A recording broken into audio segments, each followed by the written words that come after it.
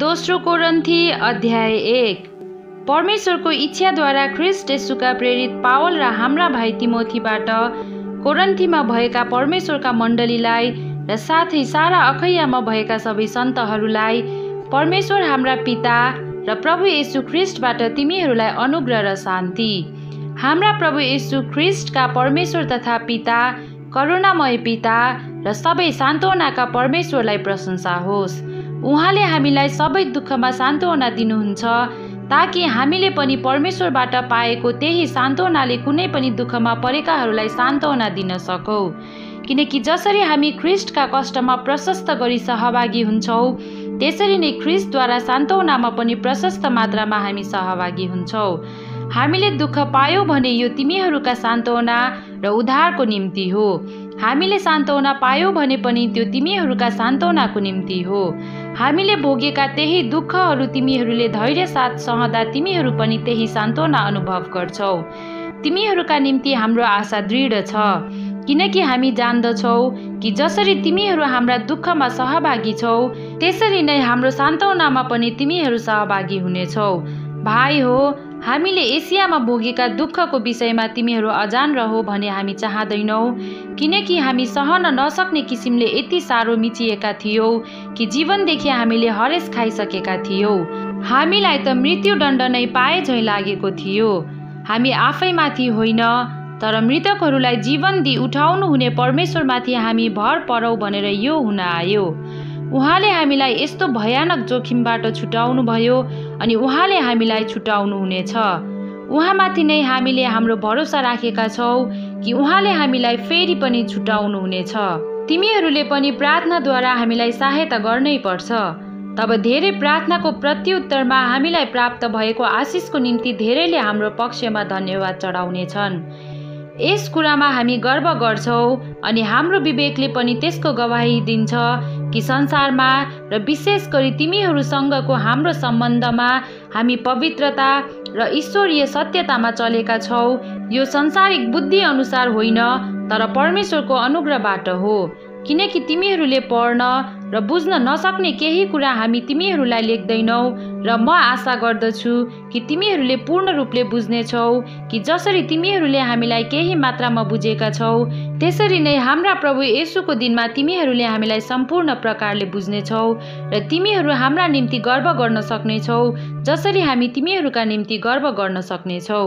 यो कुराको मलाई निश्चय भएको हुनाले तिमीहरूलाई दोहोरो फाइदा होस् भनेर तिमीहरू कहाँ पहिले आउने मैले इच्छा गरेँ। माकेडोनिया जाँदा तिमीहरू कहाँ आएर भेटघाट गर्न र माकेडोनियाबाट तिमीहरू कहाँ फर्किआउने र त्यहाँबाट यहुदियाको मेरो यात्रामा तिमीहरूले मलाई पठाइदिनेछौ भन्ने म चाहन्थे।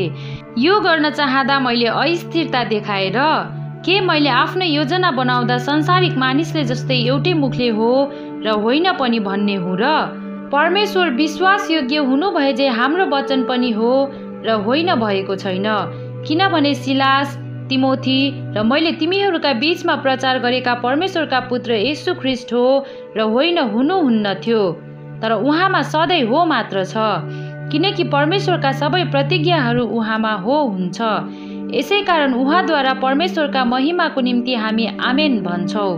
तर हामीलाई तिमीहरूसँग ख्रीष्टमा दरिलो पार्नुहुने र हामीलाई अभिषेक गर्नुहुने परमेश्वर नै हुनुहुन्छ। उहाँले हामीमाथि आफ्नो छाप लगाउनु भएको छ र हाम्रा हृदयमा बैनाको रूपमा पवित्र आत्मा दिनुभएको छ। परमेश्वर मेरो साक्षी हुनुहुन्छ कि तिमीहरूलाई सजायबाट बचाउन म कोरिन्थीमा आइन। तिमीहरूको विश्वासमाथि हामी अधिकार जमाउन चाहदैनौ, तर तिमीहरूका आनन्दको निम्ति तिमीहरूसँग मिलेर काम गर्छौ, किनकि आफ्नो विश्वासमा तिमीहरू स्थिर छौ। दोस्रो कोरिन्थी अध्याय 2। तिमीहरूलाई कष्ट दिन अर्कोपल्ट फेरि नआउने नै मैले निश्चय गरेँ। किनकि मैले तिमीहरूलाई दुखित तुल्याएँ भने मैले दुखित तुल्याएको त्यस मानिस बाहेक अरू कसले मलाई खुसी तुल्याउने र मैले जे कुरा लेखेँ त्यो यस हेतुले लेखेँ कि म आउँदा जुन व्यक्तिद्वारा मैले आनन्द पाउनुपर्ने थियो तिनीहरूद्वारा म दुखित नहौ। किनकि मेरो आनन्द तिमीहरू सबैको आनन्द हुन्छ भन्ने मलाई तिमीहरू सबैको बारे भरोसा थियो। किनभने तिमीहरूलाई दुखी तुल्याउनु होइन, तर तिमीहरूप्रति भएको मेरो प्रशस्त प्रेम तिमीहरूले जान भनेर हृदयको धेरै पीडा र वेदनामा धेरै आँसु बगाउँदै मैले तिमीहरूलाई लेखेथे। तर कसैले दुखी तुल्याएको छ भने उसले मलाई होइन, तर साह्रै कडा गरी नभन्ने हो भने तिमीहरू सबैलाई केही हदसम्म दुखी तुल्याएको छ। त्यस्तालाई बहुमतद्वारा दिइएको सजाय यथेष्ट छ, तर बरु तिमीहरूले त्यसलाई क्षमा गर्नु र सान्त्वना दिनुपर्छ, नत्र त त्यो ज्यादै शोकमा डुबिजाला। यसकारण म तिमीहरूलाई अनुरोध गर्दछु कि त्यस व्यक्तिप्रति आफ्नो प्रेम अझ गहिरो पार। यसै कारणले नै तिमीहरूलाई जाँच्न र हरेक कुरामा तिमीहरू आज्ञाकारी छौ कि छैनौ भन्ने थाहा पाउनका निम्ति मैले तिमीहरूलाई लेखेथे। जसलाई तिमीहरू क्षमा गर्छौ म पनि क्षमा गर्छु। यदि मैले कसैलाई केही कुरामा क्षमा गरेको छु भने तिमीहरूकै खातिर ख्रीष्टको उपस्थितिमा क्षमा गरेको छु, ताकि शैतानले हामीलाई फसाउन नपाओस्, किनकि त्यसका युक्तिहरूका विषयमा हामी अजान छैनौँ। ख्रीष्टको सुसमाचार प्रचार गर्न त्रोआसमा आउँदा प्रभुमा मेरो लागि एउटा ढोका खोलिएको थियो, तर मेरो भाइ तीतसलाई त्यहाँ नभेटाउँदा मेरो मनमा चयन भएन। यसकारण तिनीहरूबाट बिदा लिएर म माकेडोनियातर्फ लागे। तर परमेश्वरलाई धन्यवाद होस्, उहाँले हामीलाई ख्रीष्टमा सधैँ विजयको निम्ति डोर्याउनुहुन्छ र उहाँको ज्ञानको सुवासना हामीद्वारा हरेक स्थानमा फैलाउनुहुन्छ। किनकि उद्धार पाइरहेकाहरू र नष्ट भइराखेकाहरूका माझमा पनि हामी परमेश्वरको निम्ति ख्रीष्टको सुवासना हौ। एउटाको निम्ति मृत्युको दुर्गन्ध र अर्काको निम्ति जीवनको सुगन्ध। यी कुराको निम्ति को योग्य छ र? किनकि धेरै मानिसहरू सरह हामी परमेश्वरको वचन व्यापार गर्ने होइनौँ, तर परमेश्वरले पठाउनु भएको निष्कपट मानिसको रूपमा हामी परमेश्वरको सामुन्ने ख्रीष्टमा बोल्दछौँ। दोस्रो कोरिन्थी अध्याय 3। के फेरि हामी आफ्नै तारिफ गर्न लागेका छौँ? के कसैलाई चाहिए झै हामीले तिमीहरूलाई वा तिमीहरूबाट अरूलाई सिफारिस पत्र देखाउनु पर्छ र? तिमीहरू नै हाम्रा सिफारिस पत्र हौ, जो सबै मानिसहरूले चिन्न र पढ्न सक्ने गरी तिमीहरूका हृदयमा लेखिएको छ।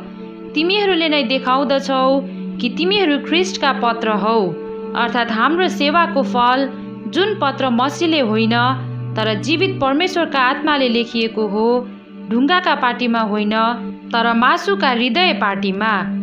ख्रीष्टद्वारा परमेश्वरप्रति हाम्रो यस्तो भरोसा छ, कुनै पनि कुरा हामीबाट आएको हो भनी दाबी गर्न हामी आफै योग्य छैनौँ, तर हाम्रो योग्यता परमेश्वरबाट आउँछ। नयाँ करारका सेवकहरू हुन उहाँले हामीलाई योग्यका बनाउनुभयो, लिखित अक्षरमा होइन तर पवित्र आत्मामा। किनभने लिखित अक्षरले त मार्छ, तर पवित्र आत्माले जीवन दिनुहुन्छ। तर मृत्यु ल्याउने व्यवस्थाका अक्षरहरू ढुङ्गामा खोपिएका थिए। त्यो व्यवस्था यस्तो महिमामय भएर आयो कि त्यसको तेजले गर्दा इस्राएलीहरूले मूसाको अनुहार हेर्न सकेनन्। यद्यपि त्यो तेज हराउँदै जाँदै थियो। पवित्र आत्माको सेवा कसरी अझ बढी महिमामय नहोला? किनभने दोषी ठहराउने व्यवस्था महिमामय थियो भने धर्मी ठहराउने सेवा ज्यादै बढी महिमामय हुन्छ। किनभने जो एकपल्ट महिमामा थियो, अहिले त्यसलाई उछिन्ने महिमाले गर्दा अब त्यो महिमामय रहेन। किनभने जो बितेर गयो त्यो महिमा साथ आएको थियो भने स्थायी रहने चाहिँ अझ बढी महिमापूर्ण हुनुपर्छ। यसकारण हाम्रो यस्तो आशा भएकोले हामी अत्यन्तै साहसी भएका छौँ। हामी मूसा जस्तै होइनौँ, जसले उनको धमिलिँदै गएको महिमाको अन्तिम झलक इस्राएलीहरूले नदेखुन् भनेर आफ्नो अनुहारमा घुम्टो हाल्ने गर्थे। तर तिनीहरूका मन कठोर भएका थिए, किनकि आजको दिनसम्म पुरानो करार पढ्दा त्यो घुम्टो रहिरहन्छ, जुन घुम्टो ख्रीष्टद्वारा मात्र हटाइन्छ। हो, आजसम्म पनि मूसाको पुस्तक पढ्दा तिनीहरूका हृदयमा घुम्टो हालिएको हुन्छ, तर जब मानिस प्रभुपट्टि फर्कन्छ त्यो घुम्टो हटाइन्छ। अब प्रभु आत्मा हुनुहुन्छ, अनि जहाँ प्रभुका आत्मा हुनुहुन्छ त्यहाँ स्वतन्त्रता हुन्छ। हामी सबै घुम्टो हटाइएको मुहारले प्रभुको महिमा प्रतिबिम्बित गर्दछौँ, अनि एउटा महिमादेखि अर्को महिमातिर उक्लदै उहाँको रूपमा बदलिँदै जान्छौँ। परमप्रभुबाट यो आउँछ जो आत्मा हुनुहुन्छ। दोस्रो कोरिन्थी अध्याय 4। यसकारण परमेश्वरको कृपाद्वारा हामीसँग यो सेवा भएकोले हामी हरेस खाँदैनौँ। हामीले शर्मका र लुकीछिपी गर्ने कामहरू त्यागेका छौँ। हामी धूर्त काम गर्न वा परमेश्वरको वचनलाई हेरफेर गर्न इन्कार गर्छौँ, तर सत्यको वचन खुलस्त गरी घोषणा गर्दै परमेश्वरको दृष्टिमा हामी हरेक मानिसको विवेकमा आफैलाई ग्रहण योग्य तुल्याउँछौँ। हाम्रो सुसमाचार घुम्टोले ढाकिएको भए तापनि यो नष्ट हुनेहरूका निम्ति मात्र घुम्टोले ढाकिएको छ। तिनीहरूका विषयमा भनौँ भने ख्रिस्ट जो परमेश्वरको रूप हुनुहुन्छ, उहाँको महिमाको सुसमाचार तिनीहरूले नदेखुन् भनेर यस संसारको देवले अविश्वासीहरूको समाजलाई अन्धो तुल्याइदिएको छ। हामी आफ्नै प्रचार गर्दैनौँ, तर येशूको खातिर हामी तिमीहरूका दास भएर येशू ख्रिस्ट नै प्रभु हुनुहुन्छ भनी प्रचार गर्दछौँ। जुन परमेश्वरले अँध्यारोबाट ज्योति चम्कोस् भन्नुभयो, उहाँ हाम्रा हृदयमा चम्काउनु भएको छ, ताकि परमेश्वरका महिमाको ज्ञानको ज्योति ख्रिस्टको मुहारमा चम्कोस्। सर्वश्रेष्ठ शक्ति हाम्रो होइन, तर परमेश्वरको हो भनी प्रष्ट पार्न यो धन हामीसित माटोको भाँडाहरूमा छ। हामी सबैतिरबाट कष्टित छौँ, तर किचिएका छैनौँ, अन्यलमा परेका छौँ, तर हताश भएका छैनौँ, सताइएका छौँ तापनि त्यागिएका छैनौँ, प्रहार गरेर ढलिएका छौँ तापनि नष्ट पारिएका छैनौँ। येशूको जीवन हाम्रा शरीरमा प्रकट होस् भनेर हामी उहाँको मृत्यु सधैँ हाम्रा शरीरमा बोकी हिँड्छौँ, किनकि हामी जीवित छँदा पनि येशूको खातिर सधैँ मृत्युको मुखैमा परिबस्छौँ, यस हेतुले कि येशूको जीवन हाम्रा मरणशील शरीरमा प्रकटित होस्। यसरी मृत्युले हामीमा काम गर्दछ, तर जीवनले तिमीहरूमा। मैले विश्वास गरेँ, यस कारण म बोले भन्ने बित्तिकै आत्मा हामीमा भएको हुनाले हामी पनि विश्वास गर्छौँ र हामी बोल्छौँ।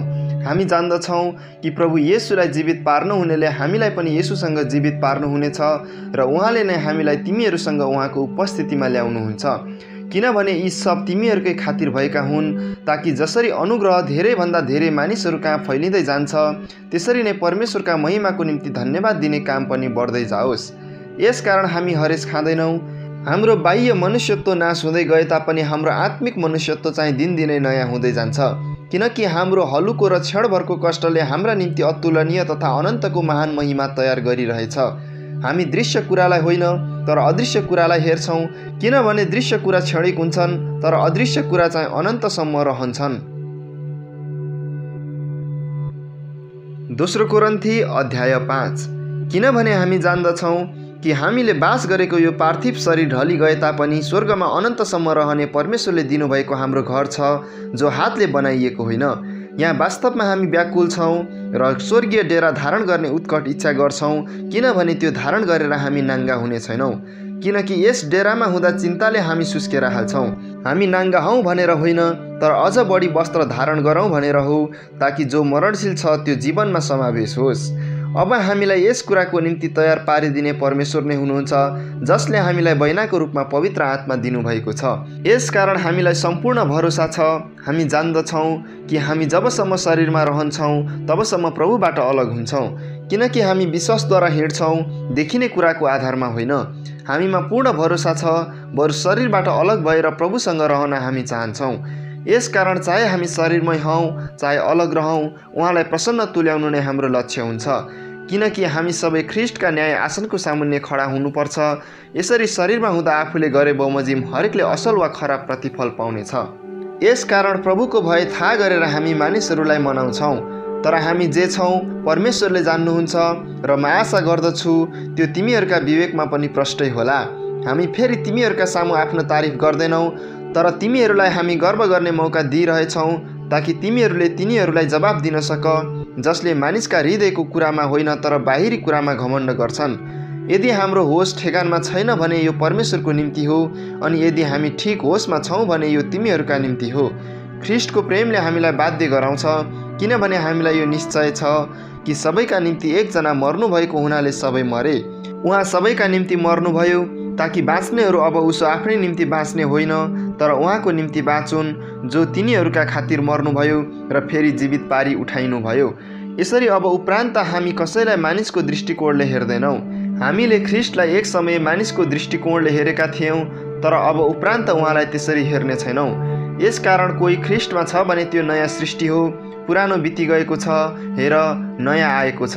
यो सब परमेश्वरबाट भएको हो, जसले हामीलाई ख्रिस्टद्वारा आफूसँग मिलापमा ल्याउनुभयो र हामीलाई मिलापको सेवा दिनुभयो, अर्थात् स्वयं ख्रिस्टमा हुनुभयो र परमेश्वरले संसारलाई आफूसँग मिलापमा ल्याउँदै हुनुहुन्थ्यो। तिनीहरूका अपराधका लेखा नलिएर मिलाप गराउने कामको सन्देश उहाँले हामीलाई सुम्पिदिनु भएको छ। यसकारण हामी ख्रीष्टका राजदूतहरू हौँ र परमेश्वरले हामीद्वारा अनुरोध गरिरहनु भएको छ। ख्रीष्टकै पक्षमा हामी तिमीहरूलाई बिन्ती गर्दछौँ कि तिमीहरू परमेश्वरसँग मिलापमा आऊ, किनकि हामी उहाँमा परमेश्वरको धार्मिकता बन्न सकौँ भनेर पाप नचिन्नु हुनेलाई परमेश्वरले हाम्रा खातिर पाप बनाउनु भयो। 2 कोरिन्थी अध्याय 6। परमेश्वरका सहकर्मी भएका हुनाले हामी तिमीहरूलाई बिन्ती गर्छौँ कि उहाँको अनुग्रह व्यर्थ हुन नदेऊ, किनभने उहाँ भन्नुहुन्छ, ग्रहणयोग्य समयमा मैले तिम्रो पुकारा सुने र मुक्तिको दिनमा मैले तिमीलाई सहायता गरेँ। हेर, ग्रहणयोग्य समय अहिले हो, मुक्तिको दिन अहिले हो। हाम्रो सेवामा दोष नभेट्टाओस् भनेर हामी कसैको मार्गमा बाधाको कारण राख्दैनौँ, तर हतार हतारले हामी आफैलाई परमेश्वरका सेवकहरू हौँ भन्ने देखाउँछौँ। ज्यादै सहनशीलतामा, कष्टमा, कठिनाइमा, आपद विपदमा, कुटाइ चुटाइमा, कैदमा, हुलदङ्गामा, परिश्रममा, अनिदोमा बस्दा, भोकमा, शुद्धतामा, ज्ञानमा, धैर्यमा, दयामा, पवित्र आत्मामा, साँचो प्रेममा, सत्य बोलीमा र परमेश्वरको शक्तिमा, दाहिने र देब्रेपट्टि धार्मिकताको अस्त्र शस्त्र धारण गरेर आदर र अनादरमा, बदनाम र सुनाममा। हामी ठगा झैँ ठगिन्छौँ तर हामी साँचा छौँ, अपरिचित भए तापनि सुपरिचित छौँ, मर्न लागेका झैँ तापनि हामी बाँचेकै छौँ, सजाय भोगेका तापनि मारिएका छैनौँ, अफसोसी तापनि सधैँ आनन्दित, गरिब तापनि धेरैलाई धनी तुल्याउने, केही नभए जस्तो तापनि सबै थोक भएका। कोरिन्थी हो, हामीले तिमीहरूलाई प्रष्टै भनिदिएका छौँ, हाम्रो हृदय तिमीहरूका निम्ति खुला छ।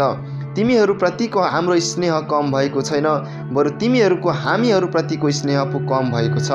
अब यसको सट्टामा म आफ्नै बालकहरूसँग झैँ बोल्दछु कि तिमीहरूले पनि आफ्ना हृदय खुला राख।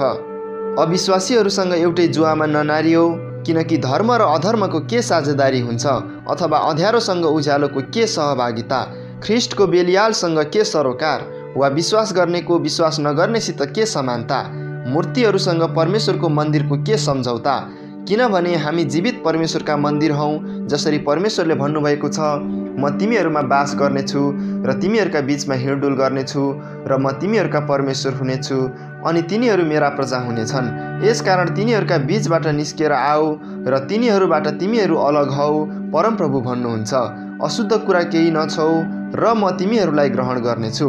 म तिमीहरूका पिता हुनेछु र तिमीहरू मेरा छोराछोरीहरू हुनेछौ, सर्वशक्तिमान परमप्रभु भन्नुहुन्छ।